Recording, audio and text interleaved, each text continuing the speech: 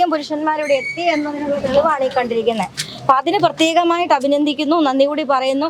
അതോടൊപ്പം പെട്ടെന്ന് നമ്മൾ വലിയ ഒരു ദിവസങ്ങളോളമുള്ള പ്ലാൻ പ്രകാരമോ ഒന്നും ആയിരിക്കുന്നതല്ല. നമ്മുടെയൊക്കെ ഉള്ളിൽ പുകഞ്ഞുകൊണ്ടിരുന്ന ഒരു വികാരം, കുറച്ച് ദിവസങ്ങളായിട്ട് പുകഞ്ഞുകൊണ്ടിരുന്ന വികാരം തമ്മിൽ സംസാരിച്ചും പരസ്പരം സംസാരിച്ചും ആശങ്കകൾക്ക് ഒരു പരിഹാരമില്ല എന്ന് കണ്ടെത്തിയ സ്ഥിതിക്ക് നമ്മളൊരു കൂട്ടമായിട്ട് തന്നെ ഇറങ്ങി എന്താണ് അടുത്ത നടപടി, എന്താണ് ഇതുവരെ സംഭവിച്ചത്, എന്തൊക്കെയാണ് ഇതുവരെ സംഭവിച്ചിരിക്കുന്നത്, നമുക്കിതിനൊന്നും ഇതുവരെയും ഒരു തരത്തിലുള്ള ഔദ്യോഗികമായ വിശദീകരണങ്ങളും കിട്ടിയിട്ടില്ല. ഇവിടെ നിൽക്കുന്ന ആർക്കും തന്നെ ഔദ്യോഗികമായ ഒരു വിശദീകരണങ്ങളും കിട്ടിയിട്ടില്ല.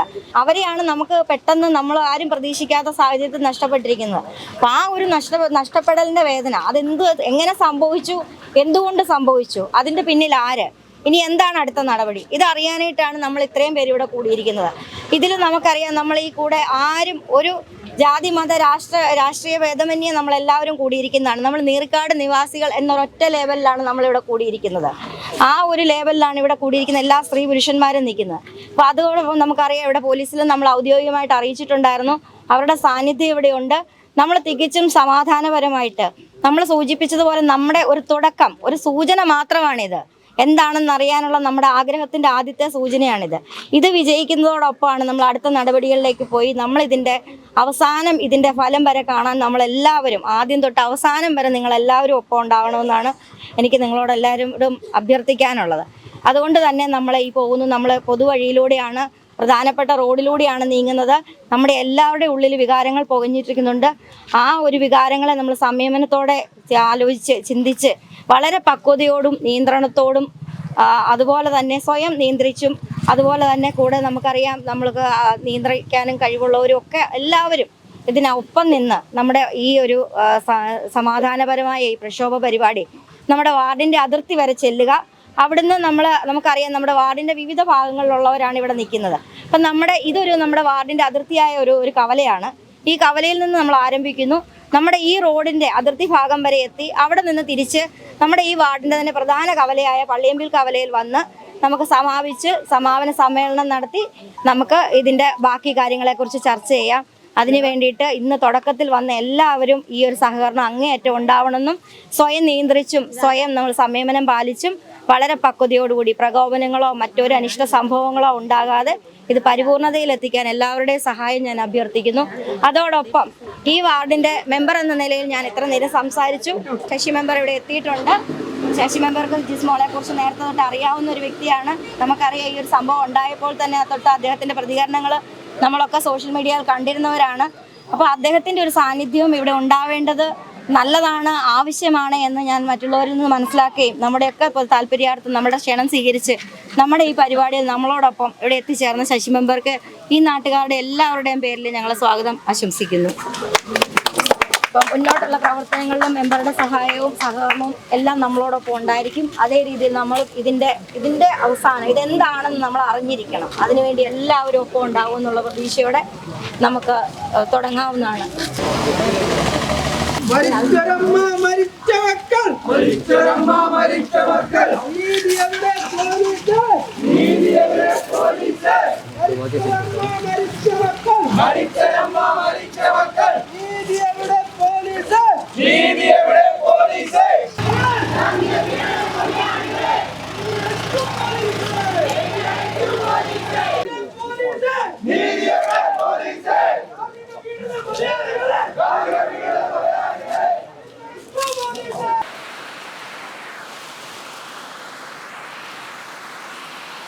ആത്മഹത്യയാണോ കൊലപാതകമാണോ എന്നൊക്കെ സംശയമുണ്ട്.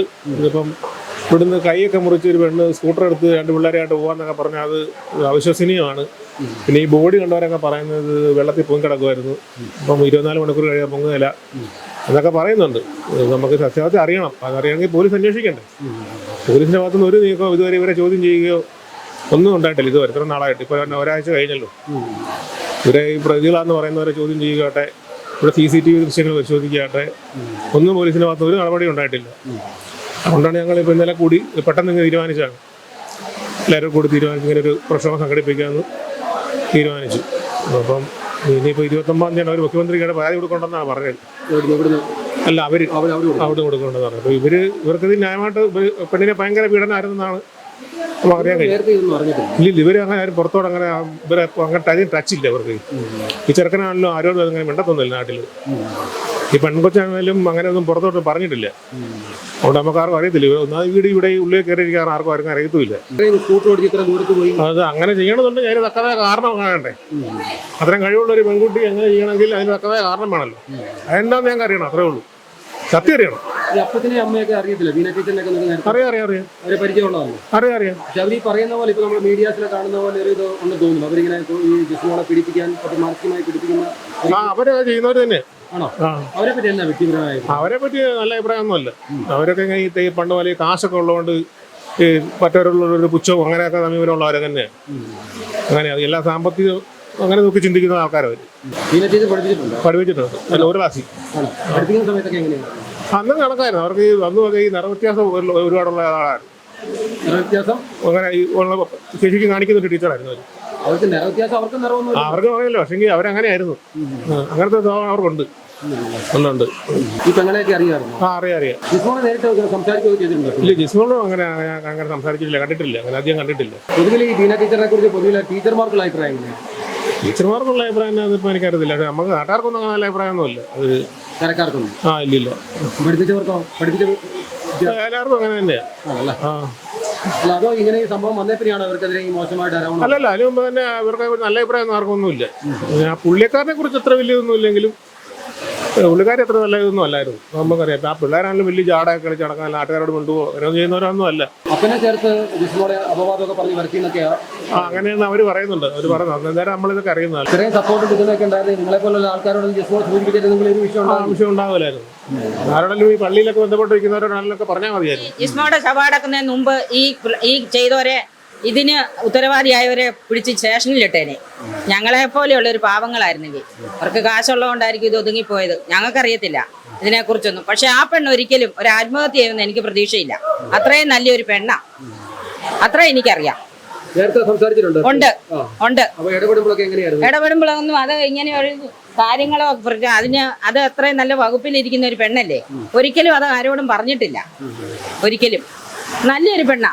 എന്നോട് എപ്പോഴും പറയുന്നത്, എൻ്റെ മോന് പിള്ളേരില്ല, 5 വർഷമായി കല്യാണം. എന്നോട് എന്നും പറയും, ഞാൻ പ്രാർത്ഥിക്കുന്നുണ്ട് ആൻറ്റി, ഉണ്ടായിക്കോളും കേട്ടോ, ഞാൻ പ്രാർത്ഥിക്കുന്നുണ്ട്. അങ്ങനെയൊക്കെ പറയുന്ന ഒരു കൊച്ചായിരുന്നു. ആ കൊച്ചിനെ കൊണ്ട് എൻ്റെ കൈ തരും. ഞാൻ അതിന് ഉമ്മ വെക്കും ഒക്കെ ചെയ്യുമായിരുന്നു ആ ഇളയ കൊച്ചിനെ. എനിക്കൊരു കടയുണ്ട്. ഞാൻ ആ കടയിൽ ഇത്ര എനിക്ക് പറയാനുള്ളൂ. ഇതിൻ്റെ എന്നാന്ന് സത്യാവസ്ഥ ഞങ്ങൾക്ക് അറിയണം. വീട്ടുകാരെയൊക്കെ അറിയാം. അവരുമായിട്ട് നമ്മൾ വലിയ സഹകരണമൊന്നും. ലീന ടീച്ചർ എന്റെ മക്കളെയൊക്കെ പഠിപ്പിച്ചിട്ടുള്ളതാണ്. ടീച്ചറെ പറ്റി ടീച്ചർ അടിക്കുകയും പിടിക്കുകയും ഒക്കെ ചെയ്യുന്ന ടീച്ചറായിരുന്നു അവരൊക്കെ പറയുന്നുണ്ട്.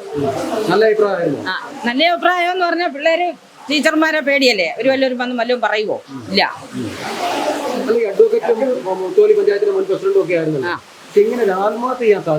ആത്മഹത്യ ചെയ്യാൻ യാതൊരു കാര്യമില്ലെന്നുള്ളതാ. അത് കടയിൽ വരുന്ന എനിക്കൊരു കടയുണ്ട്. അപ്പൊ കടയിൽ വരുമ്പോ ഞാൻ ഏത് കൊച്ചുങ്ങളെ കാണുമ്പോഴും എടുക്കും. അങ്ങനെ ഞാൻ ഇതിനെ എടുക്കുമായിരുന്നു. അത്രയുള്ള ഇതേ ഉള്ളു. അല്ല ആ കൊച്ചു അവിടെ വന്നൊരു വർത്താനം പറയുകയോ ഇരിക്കുകയോ ഒന്നുമില്ല. കടയിൽ വരും, സാധനം മേടിക്കും പോകും. അത് പിന്നെ അവരുടെ വീട്ടിൽ നിന്ന് വാഴക്കൊലയുള്ളതൊക്കെ കൊണ്ട് ഞങ്ങൾക്കാ തരുന്നത്. ജിസ്മോളും വരുന്ന, ജിസ്മോടെ അപ്പൻ കൊലയും കൊണ്ട് വരുന്ന, ഇവിടുത്തെ ജിമ്മിയും വരുന്ന കടയിൽ, അവിടെ നിൽക്കുന്ന വേലക്കാരത്തിയൊക്കെ വരുന്ന കടയിൽ. പക്ഷെ അവരാരും ഒന്നും പറഞ്ഞിട്ടൊന്നുമില്ല. ഇല്ല. വാർത്തകളും വിശേഷങ്ങളും നിങ്ങൾക്ക് ലഭിക്കാൻ കേരളീയം ന്യൂസ് സബ്സ്ക്രൈബ് ചെയ്യുക. കൂടെ ബെൽ ബട്ടണും അമർത്തുക.